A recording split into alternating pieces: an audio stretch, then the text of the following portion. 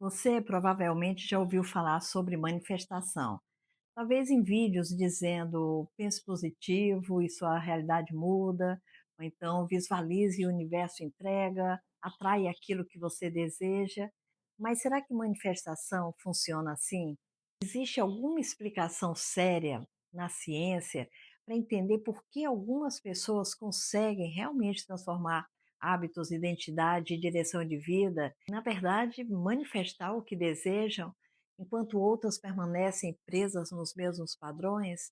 Então, hoje eu quero falar sobre esse tema de uma forma completamente diferente, sem sensacionalismo, sem promessas mágicas, sem pseudociência, mas também sem ignorar algo importante, que o cérebro humano, ele realmente responde às imagens mentais, às emoções, à repetição e à identidade.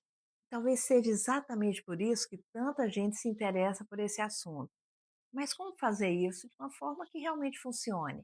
Porque nós tendemos a nos conectar com aquilo que conseguimos compreender, mesmo que só um pouco, e principalmente com aquilo que sentimos que pode transformar a nossa vida.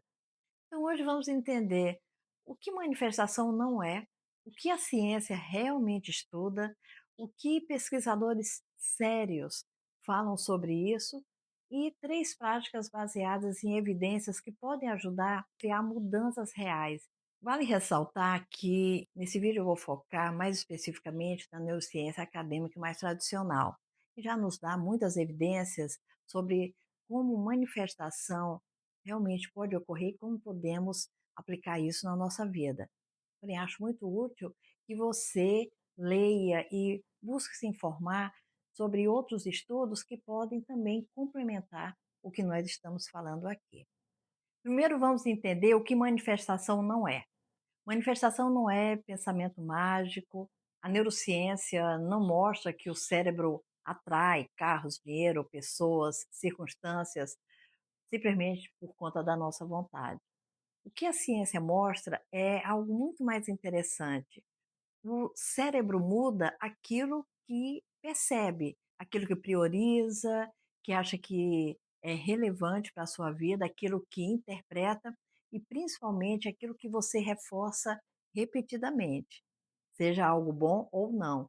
Isso altera comportamento e comportamento altera resultados. Existe uma diferença enorme entre imaginar algo e construir internamente, ou seja, mentalmente, a capacidade de agir na direção daquilo.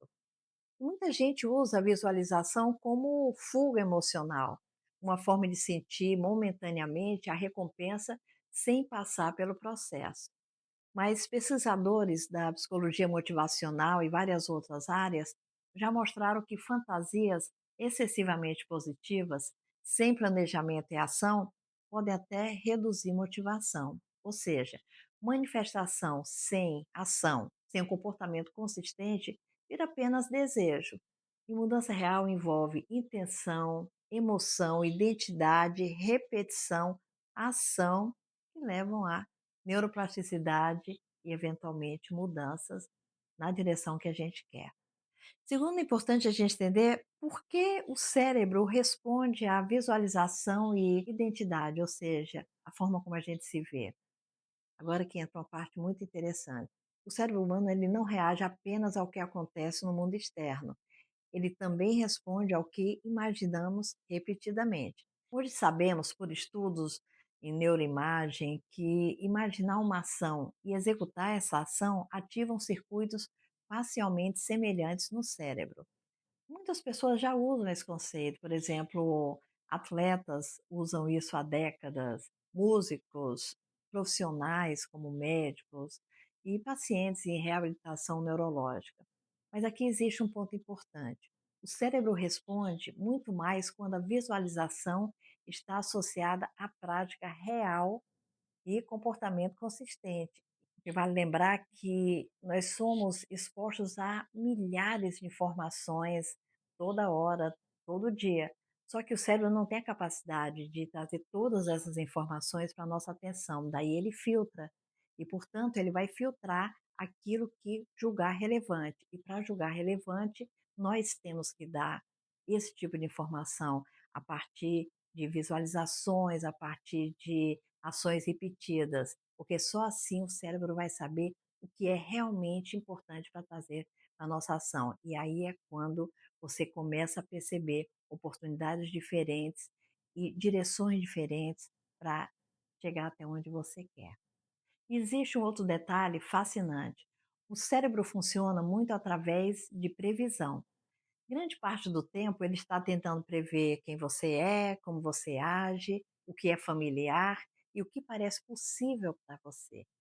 Por isso, mudança de identidade, ou seja, mudar a forma como você se vê, pode gerar uma resistência interna significativa, porque o cérebro prefere previsibilidade à incerteza. Nós fomos desenhados para sobrevivência, para previsibilidade, para fazer algo que não nos coloque em um risco que o nosso sistema nervoso percebe como real.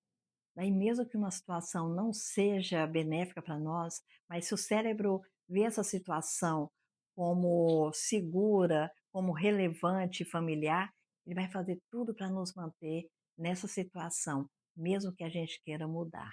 Terceiro, é importante saber o que a ciência realmente estuda sobre manifestação. Agora, eu quero fazer uma distinção muito importante. Manifestação, como é popularmente falada hoje, não é um campo formal da neurociência. Não existe uma área acadêmica chamada neurociência da manifestação.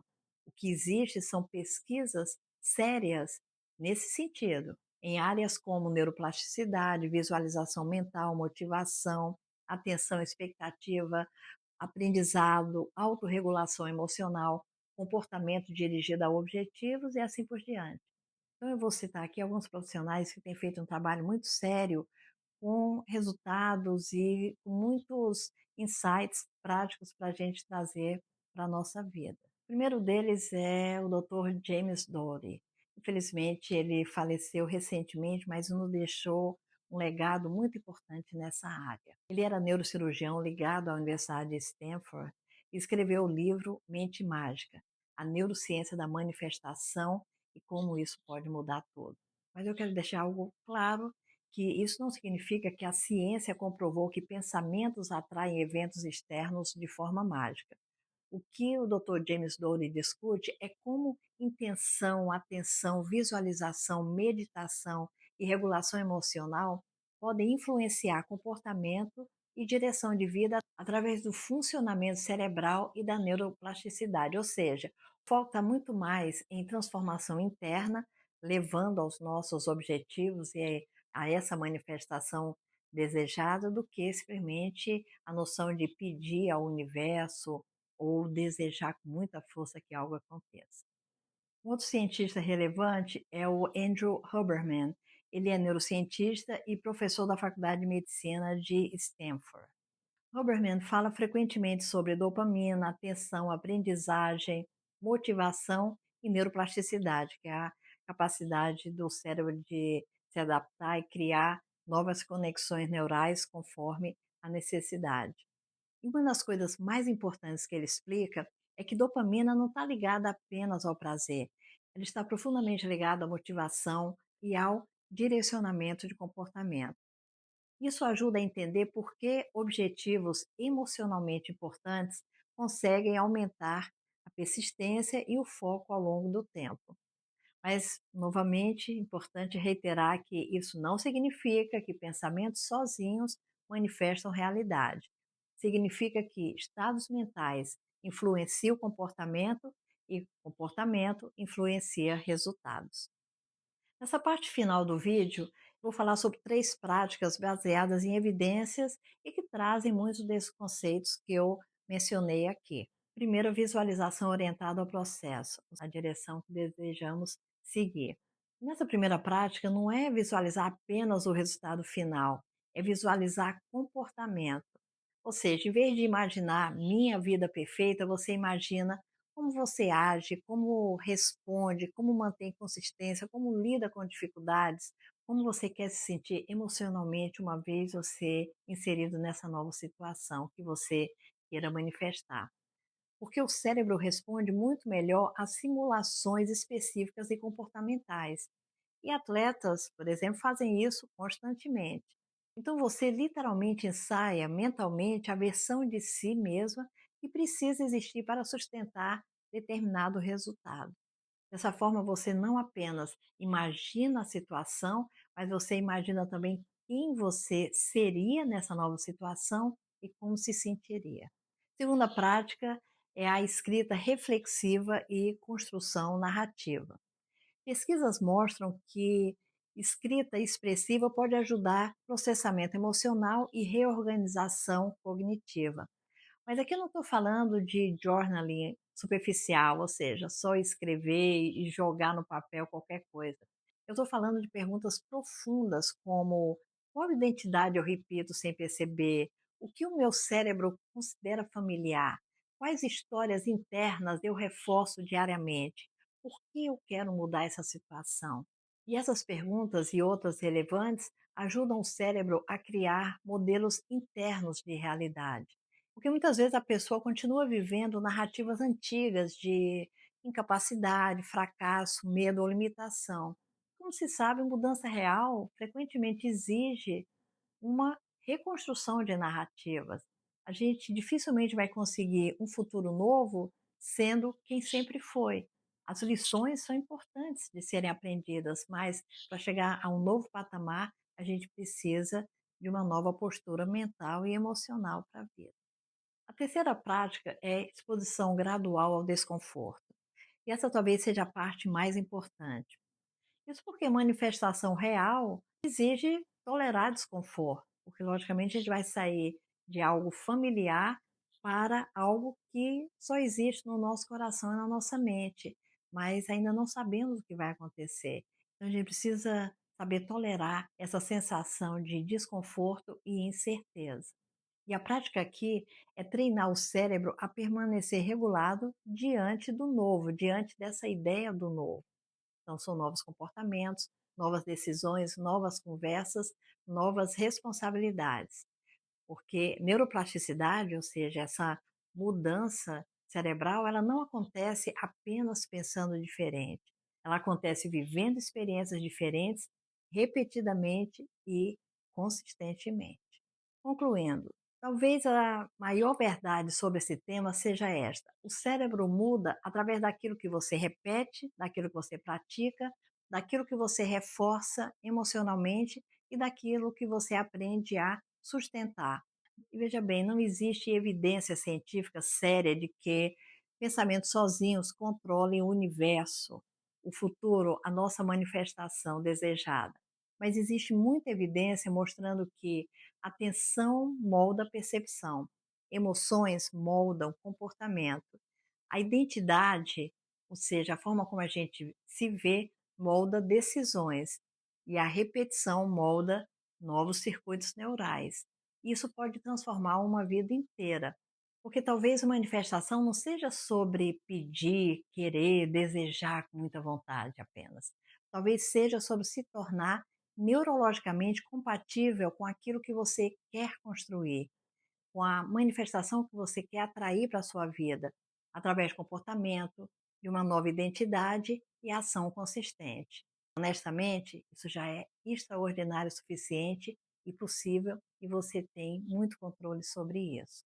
Se esse vídeo fez sentido para você, me conta nos comentários. Qual versão de você mesma que o seu cérebro ainda está tentando proteger? Qual identidade você sente que está pronta para construir agora? Qual é a manifestação que você tanto deseja atrair para a sua vida? Se você gosta de conteúdos sobre neurociência, comportamento, identidade, transformação pessoal, manifestação baseada em ciência real, se inscreve nesse canal. Meu objetivo é trazer assuntos complexos na área de neurociência de uma forma simplificada e assim você possa aplicar à sua vida e trazer a transformação que você tanto deseja.